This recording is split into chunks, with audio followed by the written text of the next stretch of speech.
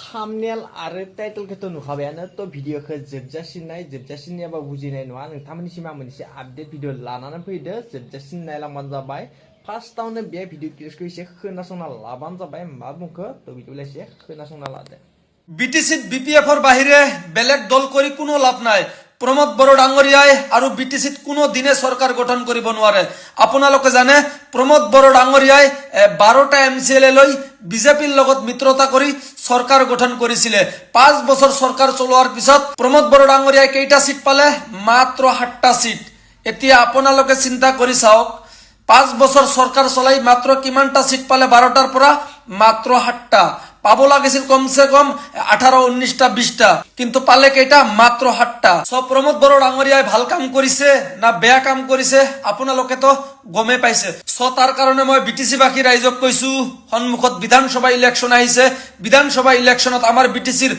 সকলো জাতি ধৰ্মৰ মানুহে এক হৈ যাতে আমাৰ হাগ্ৰামা মহিলাৰী ডাঙৰীয়াক জয় কৰাব পাৰো ধন্যবাদ बे भिडिअ क्लिप्सखौथ' नुखाबायानो ओमफ्राय आरो मोनसे बाव दोङो भिडिअ क्लिप्स बे भिडिअ क्लिप्सखौ एसे खोनासंना लाबानो जाबाय मा बुंखो बीजेपी आरो बीपीएफ मोननै हान्जानि गेजेराव एलायन्स थाब्लाबो दावहाया आराम्भनि जाबाय रायजोफोर जुद्धआ सुरु जाबाय आं डाइरेक्ट पइन्टआव बुंगोन बाथ्राखौ भिडिअआ गोलाव जानाय नङा दा बीटीसीआव बीजेपी आरो बीपीएफ एलायन्स सरकार दानानै दङ दा बिथांमोननि गेजेराव ओरैबायदि जुद्ध जाबाय जुद्धआ आराम्भनि जाबाय इसिङारि दावहाया आराम्भनि जाबाय थांनाय यूपीपीएल आरो बीजेपीनि गेजेराव 5 बोसोर कमप्लीट एलायन्स सरकारा जाफुंदों नाथाय बे बाराव बीजेपी आरो बीपीएफनि गेजेराव 5 बोसोर एलायन्स सरकार थागोन ना थाया कुनु गेरान्टि गैया रायजोफोर कुनु गेरान्टि गैया दावहाया आराम्भनि जाबाय आसाम स्टेटनि बीजेपीनि प्रेसिडेन्ट दरं उदालगुरिनि एमपि दिलीप सैकिया बिथाङा मा होनदों नोंथांमोना खोनादोंना बिथाङा होनदों टंला समष्टिनि बीपीएफनि एमएलए दुर्गादास बर' बिथांखौ डाइरेक्ट काउन्टार होदों दुर्गादास बर'आ नसला पैसा माने सोलियै फैसार होननानै बुंदों आरो जुदि बे बारनि एसेम्बलि इलेक्शनाव दुर्गादास बर'आ बीटीसीनि जेरावखि गेलेया मानो जुदि दुर्गादास बर'आ देरहानानै फैयोब्ला दिलीप सैकिया बिथाङा चेलेन्ज होदों बिथाङा गावनि आसिखौ दानस'नानै लागोन बे मोनसे बिग चेलेन्ज गोसोआव लाखि रायजो राजा नोंथांमोन आरो बेनिफ्रायनो दावहाया जागायजेनबाय बीजेपी आरो बीपीएफ आरो बेनिफ्रायनो जों रोखायै बुंनो हायो बीजेपी आरो बीपीएफ बीटीसीआव एलायन्स सरकारा गोलाव लास्टिं जानाय नङा आरो मैयानि बिजनियाव जानाय यूपीपी दलनि पिस रिलिनि गेजेरजोंनो हमदां हायो हाजार हाजार रायजो राजाफ्रा शान्ति नागिरनानै प्रमोद बर' बिथांनि सरकारखौ फिन नागिरनानै बे रेलियाव जगदान खालामदों आरो मानि थाखाय होननानै बुङोबा प्रमोद बर'नि 5 बोसोर सरकार थांनायनि उनाव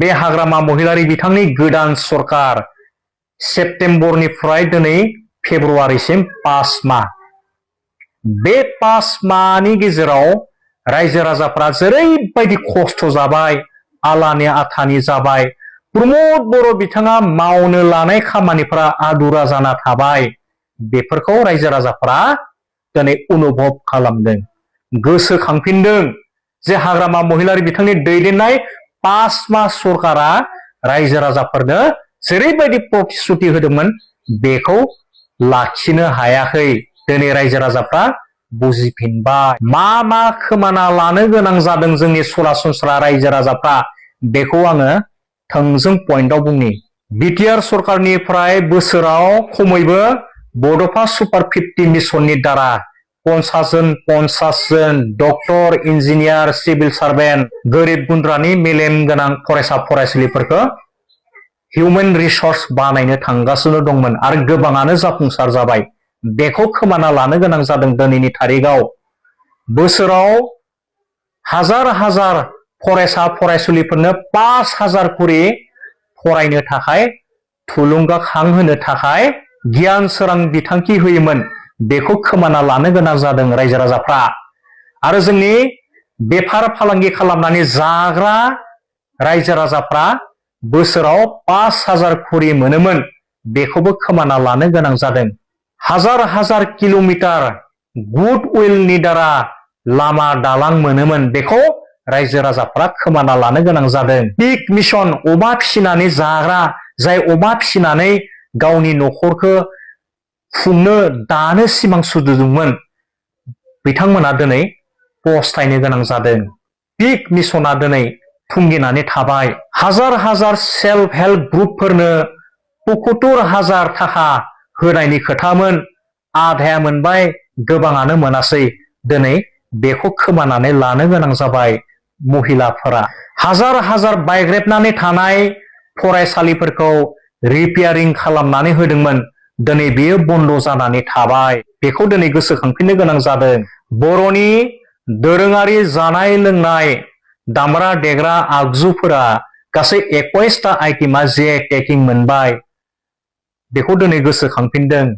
बागुरुम्बा दोहौनि गेजेरजों 10,000 मोसाखावरिफ्रा मोसानानै वर्ल्ड रेकर्ड खालामबाय। बेखौ गोसोखांनो गोनां जादों। आरो गोबां दं। दिनै रायजो राजाफ्रा पस्तायनो हमदों। आरो बेखौ जुदि मोनफिननो गोनां जायोब्ला प्रमोद बर' बिथांनि सरकारखौ जेरैखि जाया नांफिनगोन। दा बेनि दारै फैबाय थानाय आसाम एसेम्बलि इलेक्सनाव दुलाराय रायजो राजाफ्रा प्रमोद बर' बिथांनि हानजाजों मदद होफानो थाखाय रेडि जानानै दं रायजोफोर। जानो हागौ बे भिडिअ क्लिपखौबो नुबाय, ओमफ्राय आरो मोनसे बाव दंबावो आरोना, बे भिडिअ क्लिपखौबो मा बुंखो एसे खोनासंना लाबानो जाबाय।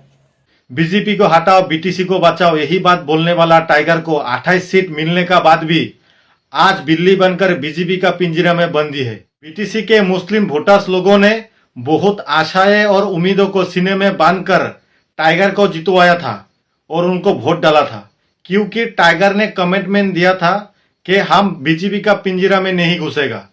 बीजेपी ने आप लोगों के ऊपर बुलडोजर चलवाता है, आप लोगों को इवेक्शन करता है और मिट्टी का पट्टा नहीं देता है, और हम जीतने के बाद बीजेपी का पिंजरा में नहीं घुसेगा। आज किस लिए बीजेपी का पिंजरा में घुसकर बैठा है टाइगर ने, इसका हकीकत क्या है वो टाइगर बता नहीं सकता है मुस्लिम वोटर्स लोगों को। अभी बीटीसी का बाहर का आदमी आके कोई गाय चोर अभी नांगल लेके यहाँ में खेती कर रहा है, और जो फसल उगालता है यहाँ से वो फसल को लेके यहाँ से भाग जाता है। हम लोग का टाइगर बोलता है बीटीसी में एसआर लागू नहीं होगा, दूसरी तरफ बीटीसी का चीफ और टाइगर का दादा बोलता है नहीं बीटीसी में एसआर लागू होगा। दोनों दादा भाई दिन भर एक साथ में रहता है, लेकिन टाइगर का दादा टाइगर का बात सुनता नहीं है, उसको बिल्ली बना के साथ में लेकर दिन भर घूमता रहता है। कितनी शर्म और दुख की बात है।